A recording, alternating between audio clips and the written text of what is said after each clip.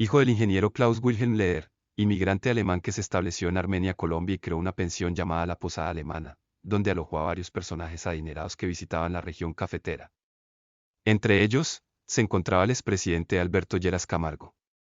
Klaus Wilhelm Leder también construyó varios importantes edificios en Armenia y trajo a Colombia modernos ascensores para la época, después de cambiar legalmente su nombre a Guillermo Leder. Contrajo matrimonio con Elena Rivas, hija de joyeros manizaleños. De su unión nacieron 4 hijos, siendo Carlos el tercero. Carlos nació el 7 de septiembre de 1949 y pasó parte de su infancia en una finca cercana al aeropuerto de Armenia. A los 15 años, sus padres se divorciaron, y Carlos convivió un tiempo con su padre. Posteriormente, viajó a Nueva York con su madre. Leder abandonó la escuela para dedicarse a la lectura de autores como Nicolás Maquiavelo y Hermann Hesse. Mientras que también mantuvo una admiración hacia el texto Mein Kampf del dictador alemán Adolf Hitler, aunque no hay confirmación de esta afirmación. Además, comenzó a involucrarse en varios delitos, incluyendo el contrabando de vehículos robados que eran transportados a Medellín y vendidos a través de un concesionario dirigido por uno de sus hermanos. A pesar de las evasiones aduaneras, Leder siempre hizo pasar dichos vehículos como legales. A la edad de 24 años, Leder tomó clases de aviación y se convirtió en un experto piloto que conocía varias rutas aéreas. Este conocimiento le sirvió en las bases de su creciente carrera delictiva, que comenzó con el tráfico de marihuana en pequeñas cantidades entre Estados Unidos y Canadá. Sin embargo, fue detenido por conducir un vehículo robado y deportado a Colombia. Mientras cumplía su condena en la cárcel federal de Danbury, Connecticut, conoció a George Jun. Juntos decidieron aprovechar el creciente mercado de la cocaína en Estados Unidos y asociarse en el negocio. Leder y Jun ya habían experimentado con llevar marihuana a Estados Unidos desde México en pequeñas aeronaves, por debajo del nivel de alcance de los radares y aterrizando en lechos secos de río. Leder decidió aplicar el mismo principio al transporte de drogas. Su sueño era tener un enorme balneario para personas como él y, a su vez, llevar justicia a su natal Colombia. Después de salir bajo palabra a finales de 1975, Leder y Jun empezaron a construir una base económica a través del narcotráfico básico. Contrataban ciudadanas estadounidenses, les pagaban vacaciones en Antigua, donde recibían la marihuana y la llevaban a Estados Unidos en sus maletas de viaje. Repitiendo este proceso muchas veces, lograron el dinero para comprar una avioneta. Aunque el negocio tuvo serios reveses por constantes atracos de delincuentes comunes en USA, el tráfico de marihuana, el cual se encontraba en bonanza, tocó su fin por los intensos operativos policiales en Colombia y la reducción de los ingresos a causa de la siembra de marihuana en USA, lo cual preludiaría sus inicios en el tráfico de cocaína, un negocio más rentable con opciones sencillas para su transporte. Con la avioneta y un piloto profesional, se dedicaron a transportar cocaína a Estados Unidos desde las Bahamas, lo que aumentó sus recursos financieros y consolidó sus relaciones con proveedores colombianos. Al mismo tiempo, comenzaron a repartir dinero entre las autoridades de Bahamas para obtener protección oficial y judicial. Esta fue la semilla del cartel de Medellín. La sociedad de Leder y Jun transportaba y distribuía el material que Pablo Escobar les suministraba, y los hermanos Ochoa colaboraban con el poder económico y social derivado de sus conexiones. Leder y sus socios del cartel amasaron enormes fortunas gracias al tráfico de cocaína, lo que les valió el apodo de «los mágicos», debido a que se volvieron ricos de la noche a la mañana. A Leder se le conoció más como «el Henry Ford de la cocaína». A finales de los años 1970, la sociedad Leder-Jun se derrumbó debido a una combinación de la megalomanía de Leder, la falta de ambición de Jun y el plan secreto de Leder de apoderarse de una isla personal como cuartel de sus operaciones, todo ello a causa de la constante dificultad para ingresar la droga a USA. Esa isla fue Cayo Norman, que en ese momento contaba con un puerto, un club de yates, 100 casas privadas y una pista de aterrizaje. En 1978, Leder empezó a adquirir propiedades, acosando y amenazando a los residentes de la isla. Mientras Leder perseguía a la población local y asumía el control de la isla, el primer ministro de las Bahamas Lyndon Pindling no hizo nada, aparentemente por haber sido sobornado previamente. George Jun fue forzado a retirarse de la operación y, supuestamente, Robert Vesco se asoció con Leder. Jun se quedó con una línea menor de distribución para Escobar. Leder, a su vez, cobraba una comisión de $10.000 americanos por kilo para cualquier traficante que usara los servicios ofrecidos en Cayo Perico. La isla también tenía la bandera de Colombia, usualmente, se cantaba su himno. Entre 1978 y 1982, Cayo Norman fue un centro de conexiones del narcotráfico, así como un escondite y sitio de reunión de Leder y sus asociados. Carlos Leder construyó una pista de aterrizaje de 1,1 kilómetros protegida por radar, guardaespaldas y perros de raza Doberman para la entrada y salida de aeronave. En un día de máximo movimiento entraban hasta 3.000 kilogramos de cocaína por hora, aumentando el capital de Leder en billones. Fue tanta su fortuna que se ofreció a pagar la deuda externa colombiana en 2 ocasiones. En 1978 lo ofreció al presidente Alfonso López Micalzán a cambio de un espacio libre para el tráfico de drogas y en 1982, a través de Pablo Escobar, congresista en aquel entonces, con el fin de evitar su extradición. En 1981, la DEA y la policía de las Bahamas intervinieron en la isla desmantelando el imperio construido por Leder, quien se salvó de ser capturado y se despidió de la isla el 10 de julio de 1982, bombardeando el Parque Clifford de Nassau con panfletos que decían de Go Home, de vete a casa, algunos de esos panfletos con billetes de $100 americanos. Tras la intervención policial en Cayo Norman, Leder regresó a Colombia donde retomó sus negocios y obsequió a la gobernación del Quindío una moderna avioneta. Este regalo llamó la atención de las autoridades y la ciudadanía debido a sus altos sobrecostos y, aunque fue utilizada en varias ocasiones, fue vendida un año después de ser legalizada. Se cree que la avioneta fue recomprada secretamente por Leder, mientras que el dinero de la venta se utilizó para mejorar un hospital destinado a las clases menos favorecidas. La avioneta misteriosamente volvió al aeropuerto Lenin de Armenia en pésimo estado. Leder, también conocido como Hombre del Mundo, era fanático de Beatles y de Rolling Stones y se volvió un hombre bohemio y altamente popular en el Quindío durante la bonanza cafetera, mostrando una riqueza comparable a la de cualquier millonario del mundo.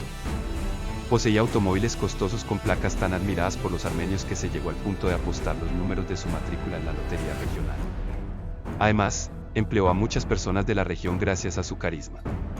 El 19 de noviembre de 1981, Leder fue secuestrado por el M-19, aunque logró escapar herido en una pierna y fue ayudado por un desconocido que rechazó la millonaria gratitud ofrecida por Leder y que, a su vez, desconocía la identidad del narcotraficante.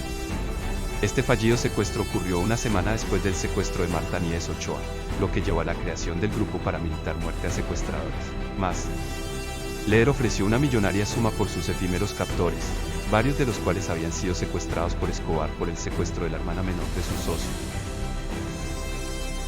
Después de que Belisario Betancur fuera elegido presidente, admirado por Leder debido a su origen casi homónimo, se decretó una amnistía patrimonial, situación que Leder aprovechó para legalizar sus propiedades, dinero y negocios, además de involucrarse en la política, junto a su socio Pablo Escobar, al fundar el Movimiento Cívico Latino Nacional, un movimiento político basado en los principios de anticomunismo, antifascismo, antimarxista-leninista, latinoamericanismo, nacionalismo, y partidario de la legalización en favor de una Unión Panamericana similar a la OTAN con ejército propio. Principalmente, daba discursos en contra de la extradición de colombianos y latinoamericanos a cárceles estadounidenses. La extradición, mal vista por la mayoría de sectores de la sociedad colombiana, comenzó a ser un tema controvertido y aún más para los miembros del Cartel de Medellín. Leder empezó a ser reconocido por las autoridades norteamericanas gracias a Edward, antiguo socio de Cayo Norman y Sears, al punto de que Leder empezó a ser investigado por el fiscal Robert Mercal, quien viajó a Bogotá y presentó dichas pruebas ante la Corte Suprema de Justicia de Colombia para que se estudiara su posible extradición. El Movimiento Latino Nacional, recién creado y fundado en la Posada Alemana, obtiene el apoyo de Luis Fernando Mejía, un reconocido poeta pereirano y mentor político. El movimiento cuenta con más de 10.000 seguidores en el departamento del Quindío y tiene un amplio apoyo en pueblos pequeños, así como un impacto significativo en grandes ciudades del país. Sin embargo, se convierte en un serio adversario para la clase política departamental. La proveniencia de su fortuna llamaría la atención de las autoridades colombianas, quienes sabrían de sus antiguos negocios en Cayo Norman, además de varios incidentes en Miami por guerras entre bandas asociadas al tráfico de cocaína. Por otra parte, el recién nombrado ministro de Justicia Rodrigo Lara Bonilla denunció públicamente la filtración de dineros ilícitos o llamados dineros calientes en los movimientos políticos y en los equipos de fútbol nacionales, y varios sectores señalarían a Leder de manejar dineros ilícitos con sobornos. La Corte Suprema de Justicia autorizó la extradición de Leder, aunque esta tendría que ser firmada por el presidente Betancur. Leder desaparece de la vida pública refugiándose en Cuba, reencontrándose con Vesco, y también en países como México, Perú y Brasil. Posteriormente, reaparece en la hacienda Irapua, una propiedad suya en medio de los llanos orientales de Colombia, donde concede una entrevista a varios periodistas. Aún así, el movimiento latino nacional paulatinamente pierde popularidad sin su fundador y a través del periódico del movimiento Quindío Libre, Leder renuncia a la política. A pesar de que su nombre estaba relacionado con el narcotráfico en las elecciones regionales y legislativas de 1984, y en las que pretendía lanzarse a la gobernación del Quindío, había logrado 3 escaños en el Congreso para el movimiento. Leder pasa completamente a la clandestinidad debido a la persecución liderada por Lara Bonilla contra todo el cartel de Medellín. El cartel solo era capaz de sobrevivir utilizando violencia, lo que hacía cada vez más evidente su existencia en la sociedad. Se cree que Leder puede estar involucrado al menos parcialmente en la toma del Palacio de Justicia, que terminó con la muerte de 11 magistrados de la Corte Suprema y 84 personas, así como en el asesinato de periodistas, oficiales de policía, funcionarios gubernamentales e incluso del ministro Lara Bonilla el 30 de abril de 1984. Lara Bonilla había estado destapando las actividades del cartel y días después sería asesinada. Este asesinato fue el comienzo de la caída del cartel de Medellín, ya que en consecuencia el presidente Belisario Betancur, quien inicialmente se oponía a la extradición de colombianos a los Estados Unidos, anunció sus planes para establecer tratados de extradición y de paso firmaría la de Leder. Leder, que ya era un fugitivo en ese momento, se refugió en Nicaragua bajo la protección de las guerrillas sandinistas y de Pablo Escobar. Posteriormente, entró a Colombia y se escondió en la casa de Johan Suárez, alias Chiqui, en la ciudad de Ibagué durante 3 días. Luego se desplazó a la selva protegido por las guerrillas de izquierda comandadas por Brian Jiménez en el Cauca, donde se le dio el apodo de Comandante Rambo González. Apareció en un mensaje televisivo en 1985 entregando un mensaje que denunciaba el imperialismo estadounidense y los tratados de extradición, apelando a sentimientos nacionalistas. Se le conoció por su frase, la cocaína es la bomba atómica de América Latina contra Estados Unidos. Para entonces, Enrique Parejo González, sucesor de Lara en el Ministerio de Justicia, había extraditado 3 narcotraficantes del cartel de Medellín por lavado de dinero y en varias ocasiones, Leder estuvo a punto de ser capturado por la policía comandada por el coronel Jaime Ramírez Gómez. A su vez, Leder, cabeza visible del cartel, perdió gran parte de su fortuna, la cual había usado para pagar protección y se convirtió en empleado de sus propios socios, y así fue recuperando una parte considerable de su dinero.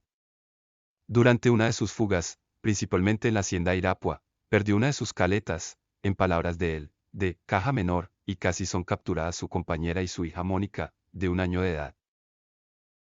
En 1986, el movimiento latino se disolvió debido a la falta de sostenibilidad económica. A veces, el dinero no llegaba a la sede del movimiento y la posada alemana, en parte abandonada, sufrió un incendio que la destruyó parcialmente.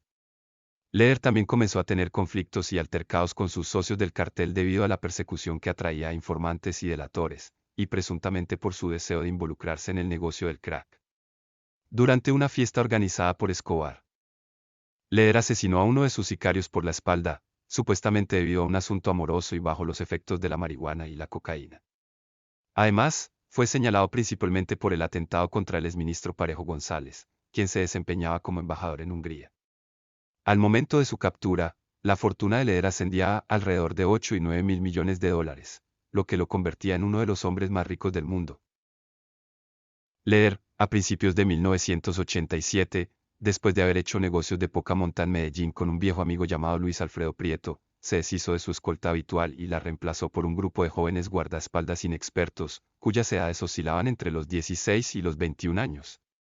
Con este grupo se escondió en la finca Berracal, vereda Toldas, municipio de Guarne, Antioquia, propiedad de un antiguo miembro del Movimiento Latino Nacional, donde se dedicaron durante días enteros a hacer una enorme fiesta en la que presuntamente consumieron marihuana y cocaína.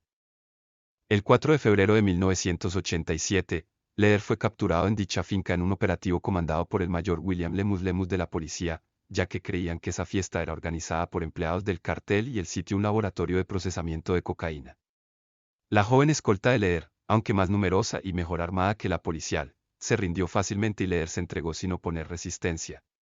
Su captura, para la época siendo muy fácil hacia un cabecilla de alto nivel, se dio presuntamente por haber sido delatado por el empleado principal de la finca, cansado de los insultos de Leder y sus escoltas, por los vecinos de la finca hastiados del ruido de la fiesta, por sus propios socios del cartel, con quienes había entrado en serias diferencias, por Pablo Escobar al considerarlo un serio peligro tras el incidente en la fiesta, o por una de las prostitutas que había llamado para su fiesta. A las pocas horas de su captura, fue enviado a Estados Unidos, donde fue sentenciado a cadena perpetua más 135 años en la prisión de Marion, Illinois. Si bien su extradición, firmada por el presidente Virgilio Barco, fue considerada ilegal, ya que en general había sido declarada inexequible en Colombia por la Corte Suprema. A las pocas horas de su captura, fue enviado a Estados Unidos donde fue sentenciado a cadena perpetua más 135 años en la prisión de Marion, Illinois. En 1992, en un acuerdo para testificar en contra de Manuel Noriega, se le redujo la pena a 55 años. 3 años después, Leer escribió una carta de reclamación al Juzgado Federal del Distrito de Jacksonville, quejándose de que el gobierno no había cumplido el acuerdo de trasladarlo a una prisión en Alemania. El juez tomó la carta como una amenaza. Semanas después, en el otoño de 1995, Leer fue sacado de la prisión en la noche, según algunos testigos protegidos de Mesa Unit, Arizona. Aunque muchos creen que fue liberado, él continuó cumpliendo su pena. Según la periodista Tamara Seisko Johnson, quien trabajó en la defensa de Leer, simplemente fue transferido a otra prisión dentro del programa de protección de testigos, a pesar de los rumores en Internet que afirman lo contrario. Según su libro, ella cree que Leer nunca podrá ser liberado ya que es posible que tenga mucha información sobre la relación de la CIA con el escándalo Irán-Contra. El 22 de julio de 2005, apareció en la Corte de Apelaciones del Circuito 11 para rechazar su sentencia. Leer se representó a sí mismo y alegó que los Estados Unidos no habían cumplido con sus obligaciones en el acuerdo de cooperación entre él y la oficina del fiscal. Más tarde, entre 2009 y 2012, su hija Mónica Leer reclamó al gobierno del entonces presidente Álvaro Uribe Vélez que presionara al gobierno de Estados Unidos para que su padre saliera de prisión, dado que su pena ya había sido cumplida, pero hasta entonces, Leer aún permanece preso en una cárcel de Florida. Uribe le exigió que en nombre de su padre diera una disculpa pública por sus actos del pasado. Tras las apelaciones fallidas, en el año 2016, Leer envió una solicitud de clemencia al entonces presidente de Estados Unidos, Barack Obama, pidiendo que su condena de 55 años se redujera a 48 años debido a la cooperación que brindó al sistema de justicia estadounidense. Sin embargo, la solicitud fue rechazada, y Leer tuvo que cumplir su condena hasta el año 2020, cuando salió en libertad el martes 16 de junio de ese mismo año. Al cumplir 3 décadas en prisión, Carlos Leer fue un modelo para el Chapo Guzmán. Numerosos escritos y pruebas lo presentan como un empresario inversor que se dedicaba al negocio del café y del azúcar en Colombia, y hay informes de la policía de Miami que especifican el carácter legal de sus negocios. También hay indicios de que participó directamente con grupos anticastristas de Miami y Nueva Orleans y grupos antisemitas, lo que lo hizo atractivo para la CIA y el FBI. Sin embargo, debido a la acusación de tráfico y lavado de dinero a gran escala, la Procuraduría de Estados Unidos sostiene que tenía una doble personalidad. Además, se le acusa de tener un enorme caudal de dinero y una fortuna calculada en más de 2.500 millones de dólares, provenientes de sus inversiones y negocios a nivel mundial, incluyendo los de armas y propiedades en Asia. Después de cumplir 2/3 de su condena en Estados Unidos, de acuerdo con la ley penal vigente en el momento de su extradición el 16 de junio de 2020, Leer fue sacado de su celda y entregado a Alemania, con un pasaporte alemán provisional, dado que su padre era alemán. Su hija confirmó que está libre, ya que no tiene cuentas pendientes con la justicia de ese país. Leer se encuentra en Berlín. Si les gustó el video y quieren estar al tanto de más contenido interesante, les invito a suscribirse a Top Graphics. Muchas gracias por ver nuestro video y esperamos contar con su apoyo.